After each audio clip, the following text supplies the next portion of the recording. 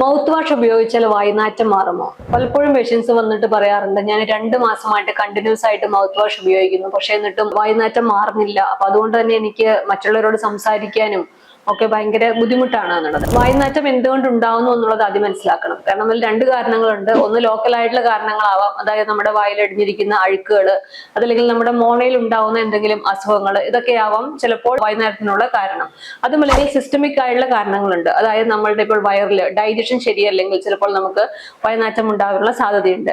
അപ്പോൾ ഈ mouth wash പോലെയുള്ള സാധനങ്ങൾ വാങ്ങിച്ച് നമ്മൾ ഉപയോഗിക്കുന്നതിന് മുമ്പ് ആദ്യം ചെയ്യേണ്ടത് ഒരു ഡെന്റിസ്റ്റിനെ കണ്ടിട്ട് എന്തുകൊണ്ടാണ് വായുനാറ്റം ഉണ്ടായത് എന്ന് ആദ്യമായിട്ട് മനസ്സിലാക്കുക.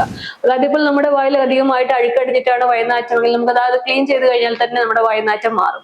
അതുപോലെ തന്നെ ഇപ്പോൾ നമ്മുടെ മോണയിൽ എന്തെങ്കിലും ഇൻഫെക്ഷൻസോ അല്ലെങ്കിൽ മോണയിൽ എന്തെങ്കിലും മുറിവുകളോ ഒക്കെ ഉണ്ട്, അതിനാലാണ് ഉണ്ടാവുന്നതെങ്കിൽ അതാണ് നമ്മൾ ട്രീറ്റ് ചെയ്യേണ്ടത്. ഇനിയിപ്പോൾ ഇത് രണ്ടുമല്ല, നമ്മുടെ വയറിലുള്ള പ്രശ്നങ്ങൾ കൊണ്ടാണ് ഉണ്ടാവുന്നതെങ്കിൽ നമ്മൾ ഫിസിഷ്യനെ കണ്ടിട്ട് വയറിലെ ഡൈജഷനും കാര്യങ്ങളും ശരിയാക്കാനുള്ള ട്രീറ്റ്മെന്റ് ആണ് എടുക്കേണ്ടത്. മാത്രമല്ല, നമ്മൾ ഈ മൗത്ത് വാഷുകൾ കണ്ടിന്യൂസ് ആയിട്ട് ഉപയോഗിച്ചുകൊണ്ടിരുന്നാൽ അതുകൊണ്ടുള്ള പ്രശ്നങ്ങൾ വേറെ ഉണ്ടാവാനായിട്ടുള്ള ചാൻസ് ഉണ്ട്. അപ്പോൾ എപ്പോഴും നമ്മൾ ഒരു അസുഖത്തിന് എന്താണ് റീസൺ എന്ന് കണ്ടുപിടിച്ചിട്ട് അതും ഒരു ഡോക്ടറെ സമീപിച്ചിട്ട് തന്നെ അത് കണ്ടുപിടിച്ചിട്ട് ശരിയായ ട്രീറ്റ്മെന്റ് നമ്മൾ എടുക്കുക. മൗത്ത് വാഷ് ഉപയോഗിച്ച് കഴിഞ്ഞാൽ ചിലപ്പോൾ നമുക്ക് ആ ഒരു സമയത്തേക്ക് മാത്രം ചിലപ്പോൾ വായുനാറ്റം ഒഴിവാക്കാനായിട്ട് സാധിക്കും, എന്നാലും അത് പെർമനന്റ് ആയിട്ടുള്ള ഒരു ട്രീറ്റ്മെന്റ് അല്ല. ഇതുപോലത്തെ സാധനങ്ങൾ നമ്മൾ വാങ്ങിച്ച് ഉപയോഗിക്കുന്നതിന് മുൻപ് തീർച്ചയായിട്ടും ഒരു ഡോക്ടറുടെ ഉപദേശം എടുക്കുന്നത് വളരെ നല്ലതാണ്.